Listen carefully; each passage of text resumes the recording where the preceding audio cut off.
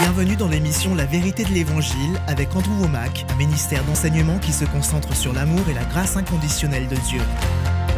La foi ne fait que s'approprier ce que Dieu a déjà pourvu par grâce. Si la grâce ne l'a pas donné, votre foi ne peut rien faire à Dieu. Une fois que j'ai appris que j'avais déjà tout ce que je pensais que Dieu allait me donner, ma situation s'est débloquée. Et maintenant, voilà Andrew. Bienvenue dans notre émission La vérité de l'Évangile. Nous sommes arrivés au dernier jour d'enseignement sur la série « Vous l'avez déjà ». Donc aujourd'hui marque la fin de la 6e semaine et j'ai abordé de très nombreux sujets. C'est vraiment puissant. Donc à nouveau, j'aimerais vous encourager à vous procurer ces ressources. Et pourquoi ne pas le faire dès aujourd'hui ? Je vous assure que cela changerait votre vie. Je n'exagère pas. Je le crois de tout mon cœur. J'ai entendu tellement de témoignages magnifiques et je peux aussi témoigner de ce que cela a fait dans ma propre vie. Donc aujourd'hui est mon dernier jour à enseigner cette série à la télévision et je vous encourage à vous donner les moyens de vous procurer ces ressources. Vous pouvez nous joindre au numéro qui s'affiche à l'écran. Vous pouvez appeler et vous procurer ces ressources. Ce serait une réelle bénédiction pour vous. Je n'ai pas le temps de revenir sur tout ce que j'ai déjà enseigné, mais cette semaine, j'ai expliqué que vous avez déjà la foi de Dieu. Vous n'avez pas un problème de foi, vous avez un problème de connaissance. Vous ignorez ce que vous possédez.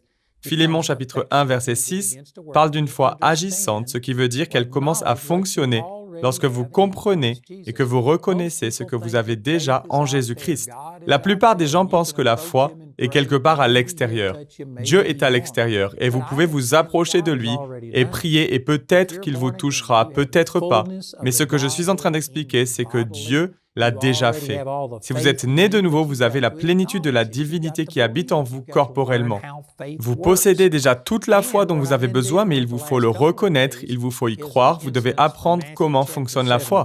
Les principes dont j'ai parlé ces derniers jours sont tirés de Matthieu chapitre 17, où un homme a amené son fils qui avait des genres de convulsions. Il a amené son enfant aux disciples qui ont essayé de chasser le démon de ce garçon, mais en ont été incapables. Jésus était mécontent de leur incapacité à faire cela, et il est également mécontent de notre incapacité à répondre aux besoins des gens aujourd'hui. Donc pour finir, ils ont amené le garçon à Jésus. Jésus a chassé le démon. Et lorsque les disciples ont vu cela, ils ont demandé « Pourquoi n'avons-nous pas pu le chasser ?» Pourtant, ils croyaient, ils avaient déjà chassé des démons. Ils avaient vu de grands miracles de guérison. Vous pouvez lire cela dans Matthieu au chapitre 10. Ils avaient vu cette puissance à l'œuvre. Ils n'étaient pas incroyants, ils étaient croyants, et ils avaient vu la puissance de Dieu agir à travers eux. Mais cette fois-ci, ils avaient tout fait comme auparavant, mais n'en avaient pas vu les fruits. Donc ils se sont interrogés, pourquoi est-ce que ça n'a pas fonctionné? Et Jésus leur a répondu, c'est à cause de votre incrédulité. La NIV traduit que c'est à cause de leur petite foi, mais c'est absolument faux parce qu'il continue en disant, je vous le dis en vérité, si vous aviez de la foi comme un grain de moutarde. Cela fait référence à une toute petite, une foi minuscule. Vous n'avez pas besoin d'avoir une grande foi. Le problème n'était pas qu'ils avaient une petite foi, le problème c'est que leur foi était diluée, annulée ou contrebalancée par l'incrédulité. C'est l'incrédulité qui était le problème. C'est votre incrédulité qui pose problème. Pourquoi avait-il de l'incrédulité? Nous avons lu dans Marc au chapitre 9 que lorsque le garçon est venu à Jésus, les Écritures en parlent dans Marc chapitre 9 verset 20, c'est la même histoire qu'il se roulait par terre en écumant. Selon moi, les disciples avaient la foi, ils ont prononcé des paroles et les démons ont réagi, ils se sont manifestés. Alors que ces démons étaient en train de le quitter, le garçon a eu une convulsion. Et lorsqu'ils ont vu que les circonstances étaient contraires à ce pourquoi ils croyaient, leur foi était bien là, mais ils avaient aussi de l'incrédulité. Ils ont vacillé. Jacques chapitre 1 dit que si vous doutez, vous ne recevez rien de la part du Seigneur. Il est question d'un homme partagé, instable dans toute sa conduite. Il vous faut être résolu afin de ne pas être déstabilisé par ce que vous voyez. Les disciples ont été déstabilisés par les circonstances. L'incrédulité était le problème. Imaginez 2 thermomètres. Vous savez, ces thermomètres qui mesurent la température avec du mercure. Imaginons que l'un d'entre eux mesure la foi et l'autre mesure l'incrédulité. La plupart des gens ne se focalisent que sur la foi. Et s'ils prient pour quelque chose et n'en voient pas l'accomplissement, ils pensent qu'ils doivent faire en sorte d'augmenter leur foi. Ils feront appel à une chaîne de prière et inviteront de nombreuses personnes, à se mettre en accord. Ils mettront leur foi en commun car ils pensent qu'il leur faut plus de foi. Il me semble qu'une manière différente d'aborder le problème est de s'occuper de l'incrédulité. Si vous mettez un terme à l'incrédulité, que vous vous videz de votre incrédulité, si vous n'avez plus aucune pensée, aucun ressenti contraire à ce pourquoi vous croyez, si l'incrédulité est à zéro, alors une toute petite quantité de foi de la taille d'un minuscule grain de moutarde est suffisante pour que les choses s'accomplissent. Mais la plupart des gens ne règlent pas le problème de l'incrédulité. Ils essaient de trouver des gens pour prier pour eux, ils passent du temps dans la prière, ils jeûnent, etc., mais ils ne se séparent pas de l'incrédulité. Ils donnent même accès à l'incrédulité. Certains payent des centaines et des centaines d'euros par mois afin que l'incrédulité soit reliée à leur maison, diffusée dans leur foyer. Et ils écoutent des personnes qui elles-mêmes sont remplies d'incrédulité. Je sais qu'il y a des personnes qui pensent que je suis bizarre de penser ainsi, mais moi je vous trouve bizarre de permettre à des gens incrédules d'avoir une voix dans votre vie. Si vous avez cette maladie, alors il vous faut absolument ce médicament. Et ils ne vous disent jamais que Jésus peut vous guérir. Que si vous ne recevez pas la guérison de façon surnaturelle au travers de Jésus, alors peut-être que vous pouvez essayer ce médicament. Non, ils ne le présentent jamais ainsi. Ils relient votre guérison à leur marchandise. Et vous savez quel sera le résultat? Cela va produire l'incrédulité en vous. Et lorsque vous commencez à avoir les mêmes symptômes que ceux qu'ils ont évoqués, vous allez immédiatement vous référer à leurs médicaments sans penser avoir besoin de Jésus. Peut-être que vous prierez, que vous vous adresserez à Jésus, mais si vous ne voyez rien se produire dans le naturel immédiatement, vous allez commencer à penser à d'autres façons d'obtenir ce que vous voulez. Voilà ce qu'est l'incrédulité et il vous faut y résister. Donc, selon moi, ces disciples ont vu une manifestation physique qui était contraire à ce pourquoi ils priaient, et le problème n'était pas un manque de foi, c'était le fait que leur foi a été annulée par leur incrédulité, la peur de ce qu'ils ont vu. Regardez le verset qui suit le verset 21, c'est celui qui n'est même pas présent dans la version NIV. Ils ont tout simplement décidé d'omettre le verset 21. Je pense que c'est vraiment irresponsable. Mais ceci est puissant. Au verset 21, Jésus dit « Mais cette sorte ne sort que par la prière et par le jeûne. » Ce verset a été mal interprété et traduit, et il y a des gens qui pensent que certains démons sont tellement puissants que le nom de Jésus et la foi dans son nom ne suffisent pas à les chasser. Vous devez y ajouter la prière et le jeûne. Mais ce n'est pas ce qui est dit ici. Le sujet de la phrase, c'est la raison pour laquelle ils n'ont pas pu chasser le démon, c'est l'incrédulité. Donc, il est dit que cette sorte d'incrédulité ne sort que par la prière et par le jeûne. Il ne s'agit pas de certains types de démons. Si vous croisez un jour un démon ou que vous rencontrez une puissance démoniaque qui ne répond pas au nom de Jésus et à la foi en son nom, alors vos prières et le jeûne ne feront aucune différence. Il n'existe aucun démon qui puisse résister au nom de Jésus et à la foi en son nom et qui puisse continuer à vous empêcher d'obtenir ce dont vous avez besoin. C'est une doctrine complètement fausse. Cela ne fait pas référence au fait que les démons sont chassés à force de nombreuses prières et de longs jeûnes, mais cela parle de l'incrédulité. Donc, il suggère ici qu'il y a différentes sortes d'incrédulité. C'est juste mon opinion et parce que nous sommes à court de temps, je ne peux pas m'y attarder. C'est mon dernier jour à enseigner sur le sujet et vous trouverez plus de détails en vous procurant le livre ou les enseignements sur DVD ou CD. Mais pour faire court, permettez-moi de classer l'incrédulité en 3 catégories différentes. L'une d'entre elles est l'ignorance. Certaines personnes ne sont pas aussi directes que je le suis et ils diront c'est un manque de connaissance. Ils veulent l'exprimer d'une manière plus politiquement correcte. Mais que vous l'appeliez un manque de connaissance ou tout simplement l'ignorance, ne pas connaître la vérité est un vrai problème. Ainsi, la foi vient de ce qu'on entend et ce qu'on entend vient de la parole de Dieu. Si vous ne connaissez pas la vérité, si vous ne savez pas ce que dit la parole de Dieu, alors vous allez tout naturellement être rempli de crainte et d'incrédulité parce que vous ignorez la vérité. Et si vous manquez de connaissances en ce qui concerne la vérité, vous expérimenterez la crainte et vous douterez que la réponse à vos prières se réalisera un jour. Il vous faut vraiment entendre la vérité. La foi vient de ce qu'on entend et ce qu'on entend vient de la parole de Dieu. Vous devez entendre la vérité, que Dieu veut vous délivrer et vous rendre libre pour vous permettre d'évoluer selon sa parole. Le deuxième type d'incrédulité, ce n'est pas que vous êtes ignorant ou que vous ne savez pas ce que dit la parole, mais plutôt qu'on vous a enseigné les mauvaises choses. C'est comme si vous écriviez sur un tableau noir. S'il n'y avait rien d'écrit sur ce tableau, alors il serait facile d'écrire quelque chose de nouveau. Il vous suffirait de marquer les bons mots sur ce tableau et la vérité vous rendrait libre.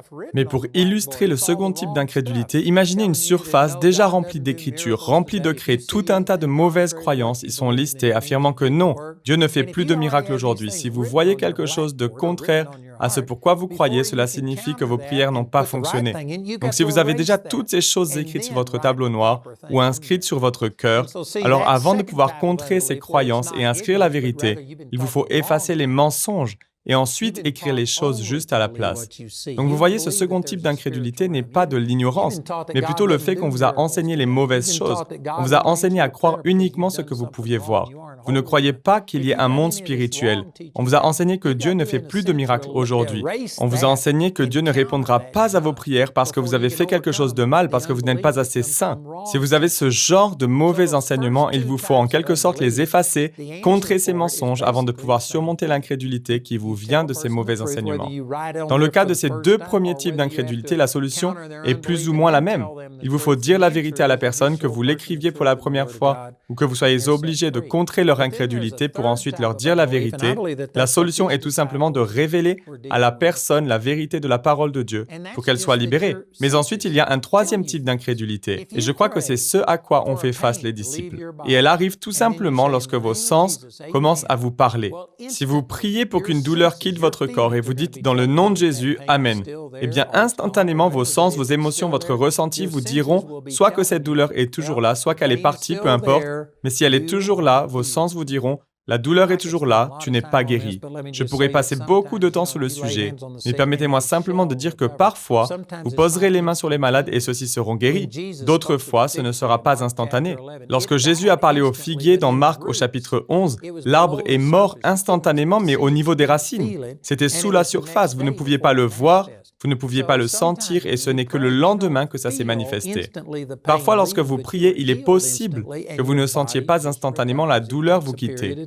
Mais cela ne veut pas dire que vous n'avez pas été guéri instantanément. Votre corps peut être en récupération.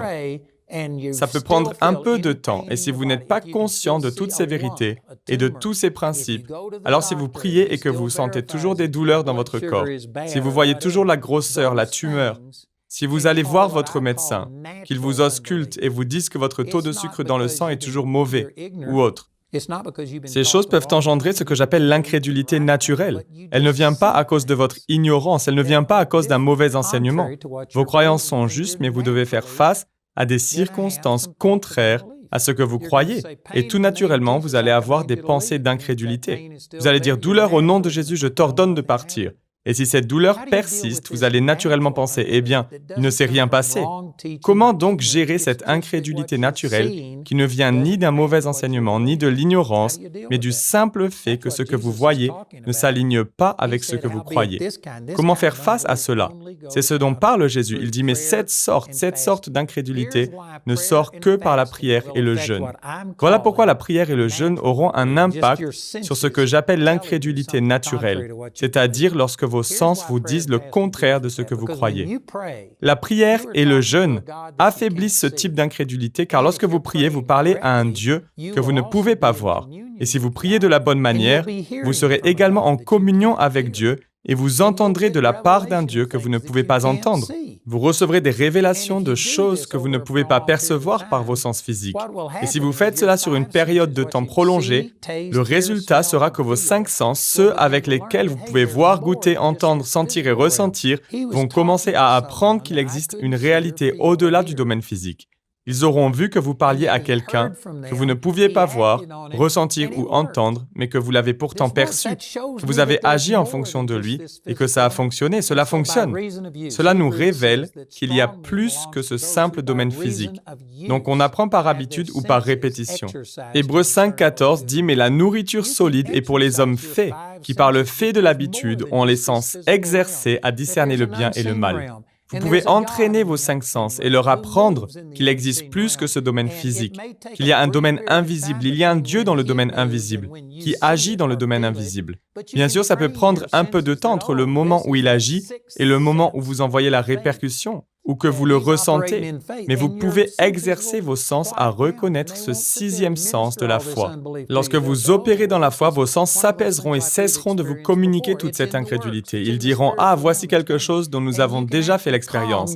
C'est en marche, c'est dans le domaine spirituel, ça arrive. » Et vous pouvez calmer vos sens naturels en passant du temps dans la prière afin d'entendre Dieu vous parler, bien que vous ne puissiez ni le voir avec vos yeux physiques, ni l'entendre avec vos oreilles physiques. Et le jeûne a le même effet. Il y a beaucoup de mauvaises compréhensions en ce qui concerne le jeûne. Les gens pensent que pour une raison ou une autre, Dieu n'est pas disposé à agir en leur faveur, mais que si vous jeûnez et si vous commencez à vous faire souffrir, alors au moment où vous serez prêt à tomber dans les pommes, à cause de la faim, même ce Dieu qui n'est pas compatissant selon leur manière de penser, même lui sera incité à agir par pitié et avant que vous ne vous évanouissiez, il vous accordera votre réponse. Donc selon eux, la prière et le jeûne, d'une manière ou d'une autre, vont tordre le bras à Dieu et l'obliger à agir. C'est ce que pensent beaucoup de gens, mais le jeûne selon le cœur de Dieu ne sert absolument pas à l'influencer. Le jeûne n'oblige pas Dieu à agir, il ne sert en aucun cas à forcer Dieu à vous aimer plus ou moins, ou à agir dans votre vie, mais ce que le jeûne accomplit, c'est de vous influencer, vous. Si vous êtes contrôlé par vos 5 sens, parce que vous pouvez voir, goûter, entendre, sentir et ressentir, il vous faut lutter pour ne plus leur accorder autant d'importance. Lorsque vous leur résistez, vous pouvez les maîtriser, comme le dit ce passage des Écritures dans Hébreux. Par l'habitude, vous pouvez exercer vos sens à discerner le bien et le mal. Donc voilà ce qu'il se passe. Vous commencez un jeûne et vous vous dites « J'ai été contrôlé par ma chair. Je suis trop dominé par ce que je vois, ce que je goûte, ce que j'entends, ce que je sens et ce que je ressens. Donc je vais commencer à me laisser contrôler par la parole de Dieu. L'homme ne vivra pas de pain seulement, mais de toute parole qui sortira de la bouche de Dieu. Donc je vais commencer à renier ma chair, mes sens, je vais aligner mon cœur aux choses de l'esprit, permettre à mon esprit d'avoir la première place dans ma vie. Si vous faites cela, je peux vous garantir que vous réaliserez que votre appétit, votre désir de manger, est l'une des plus fortes émotions ou sens que vous possédez. Et si vous commencez à lui refuser certaines choses, je vous garantis que dès midi le premier jour, vous allez vous retrouver à devoir faire face à une rébellion. Votre chair hurlera « Nourris-moi, nourris-moi ». Elle vous dira que vous êtes en train de mourir et qu'elle ne peut pas attendre jusqu'au soir. Mais la vérité est que vous ne mourrez pas après 24 heures sans manger. Il faut 40 jours sans nourriture et environ 3 jours sans eau avant de commencer à vraiment dépérir.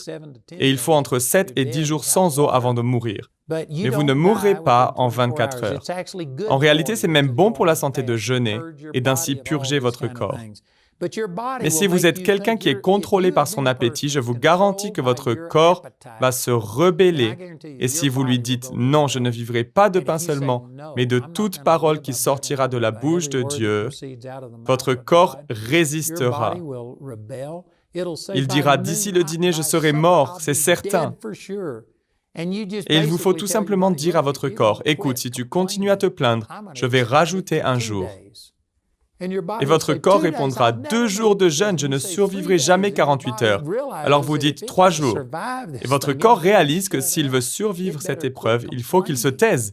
Il faut qu'il arrête de se plaindre. Il finira par se soumettre et vous réaliserez qu'après avoir jeûné pendant 1 ou 2 jours, lorsque vous aurez brisé la domination initiale de la chair et la faim que vous ressentez, vous aurez l'impression que vous pouvez continuer encore longtemps sans manger. Je pense que mon plus long jeûne a duré 10 jours. Mais après 1 ou 2 jours, vous en arrivez réellement au point où la faim n'est plus un problème. Mais ça n'influence pas Dieu. Ce que ça fait, c'est que ça a un effet sur votre chair, la partie de vous qui, lorsque vous priez pour quelque chose et que vous voyez des circonstances contraires se manifester, va naturellement commencer à vous dire non. Ça n'a pas fonctionné. La partie de vous à cause de laquelle l'incrédulité naturelle s'oppose à vous. Lorsque vous jeûnez, vous brisez cette domination. Vous apprenez à votre corps qu'il y a plus dans la vie que les 5 sens, et c'est par l'habitude que vous faites cela. Il faut le faire plus d'une fois. Par l'habitude, vous pouvez entraîner votre corps et lui faire comprendre qu'il y a une réalité qui va au-delà de ma capacité à percevoir au seul moyen de ce que je vois, goûte, entends, sens et ressens. Ensuite, quand vous priez pour quelque chose, comme l'ont fait les disciples, ou comme l'a fait Jésus lorsqu'ils ont amené cet enfant et que les démons se sont manifestés, qu'il écumait de la bouche, etc., vous pouvez être comme Jésus qui s'était entraîné. Sa chair, ses sens étaient sous son contrôle. Ses émotions ne le contrôlaient plus. Et lorsqu'il voyait quelque chose qui n'était pas en accord avec ce qu'il disait, il n'était pas troublé par l'incrédulité, parce que ses sens étaient sous contrôle. Ce type d'incrédulité naturelle s'expulse par la prière et le jeûne. Mais vous savez, si à chaque fois que votre corps réclame de la nourriture, vous la lui donnez, et que vous êtes en surpoids de 10, 25 ou 50 kilos, et que vous dites « Corps, dans le nom de Jésus, sois guéri. Douleur, je t'ordonne de partir au nom de Jésus. » Et qu'une fois que vous avez dit « Amen », Votre corps continue de vous dire qu'il souffre, alors vous allez avoir du mal à lui dire « Hé, corps, nous n'allons pas nous fier à ce que nous ressentons. Nous allons nous conformer à ce que dit la parole de Dieu. Nous allons nous baser sur ce que je crois. » Votre corps répondra et dira « Depuis quand est-ce qu'on se fie à quoi que ce soit d'autre que ce que je ressens? Je te dis quand manger et quelle quantité manger. Tu ne m'as pas dit ce que je devais faire depuis des décennies. Tu es en surpoids de 10, 25 ou 50 kilos, ce n'est pas toi qui me contrôle, c'est moi qui te contrôle. Si vous n'avez pas pour habitude de prier et jeûner, alors vous serez incapable de gérer ce type d'incrédulité naturelle causée par vos 5 sens.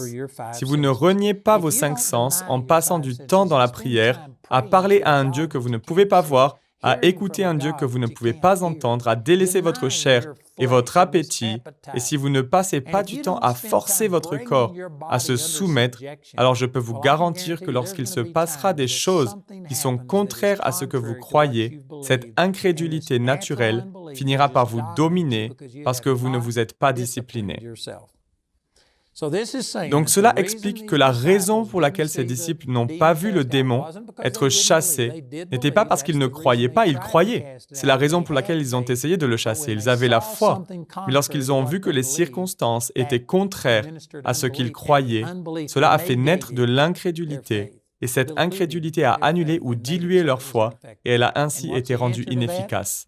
Donc, quelle est la solution à cela? Il va falloir passer beaucoup de temps avec le Seigneur dans la prière et le jeûne, afin de discipliner votre chair, votre corps, vos émotions, de sorte que même lorsque vous voyez ou ressentez quelque chose de différent de ce pourquoi vous croyez, vous resterez plus sensible à ce que vous croyez qu'à ce que vous disent vos 5 sens.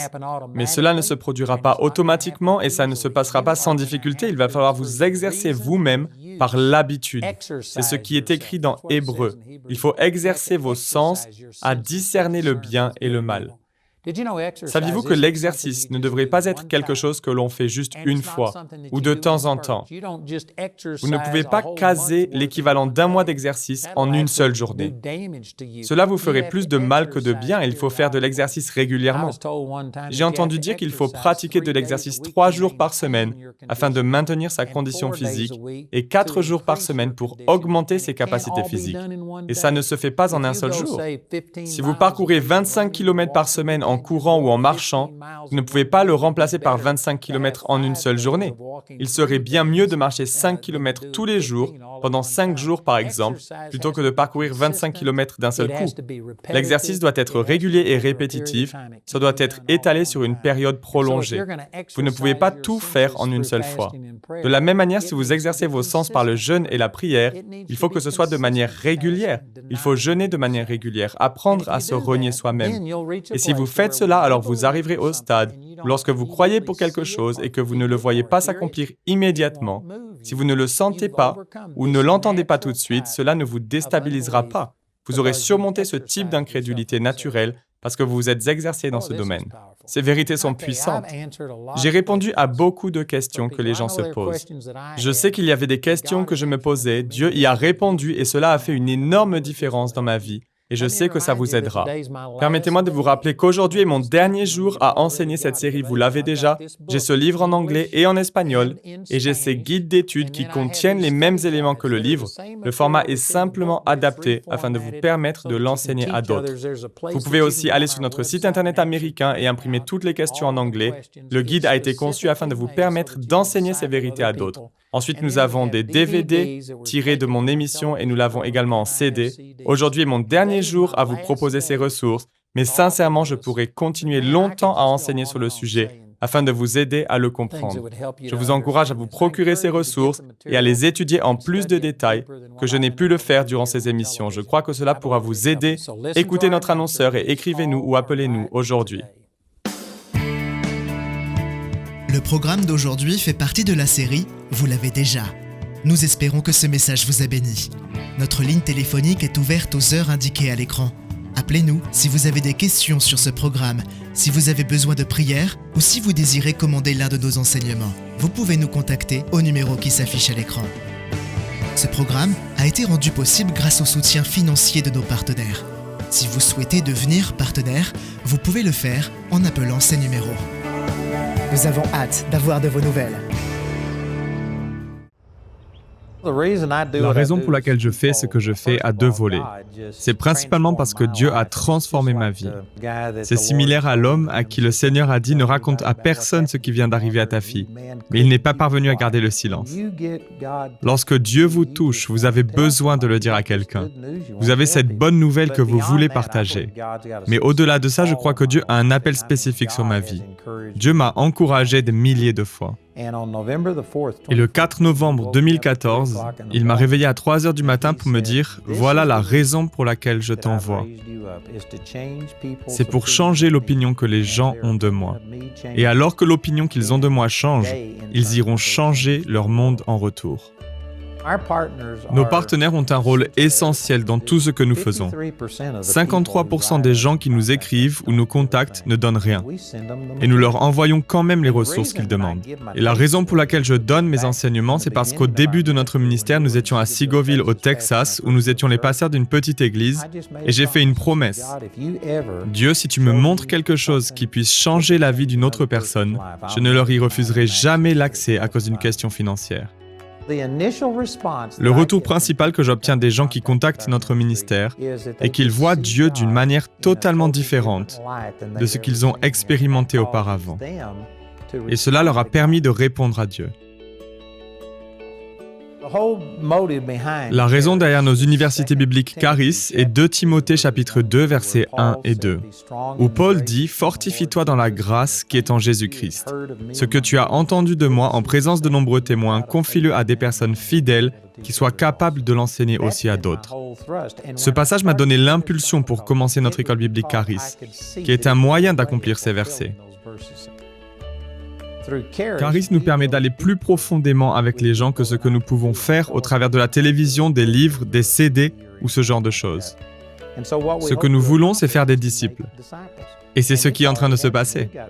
Nous avons des gens sur tous les continents qui touchent les populations locales. Et à travers eux, notre impact est plus grand que ce que nous n'aurions jamais pu avoir seuls.